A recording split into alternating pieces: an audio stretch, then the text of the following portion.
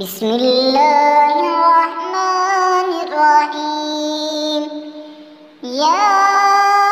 أيها المزمل قم الليل إلا قليلا نصفه أو انقص منه قليلا أو زد عليه ورتل القرآن ترتيلا إنا سنلقي عليك قولا ثقيلا إن ناشئة الليل هي أشد وطئا وأقوم قيلا إن لك في النهار سبحا طويلا واذكر اسم ربك وتبتل إليه تبتيلا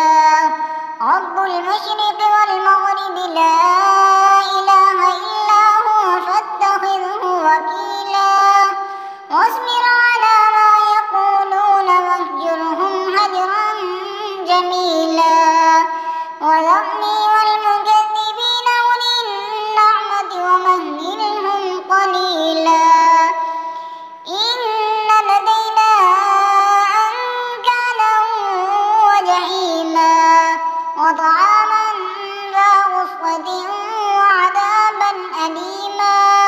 يوم ترجف الأرض والجبال وكانت الجبال كثيبا مهيلا إنا أرسلنا إليكم رسولا شاهدا عليكم كما أرسلنا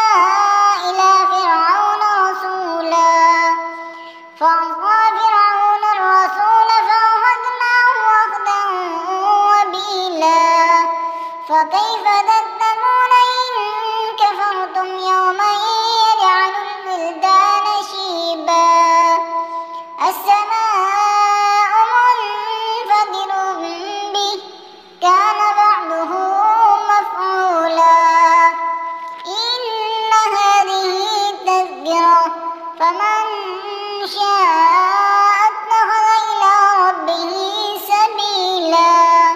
إن ربك يعلم أنك تقوم أدنى من ثلثي الليل ونصفه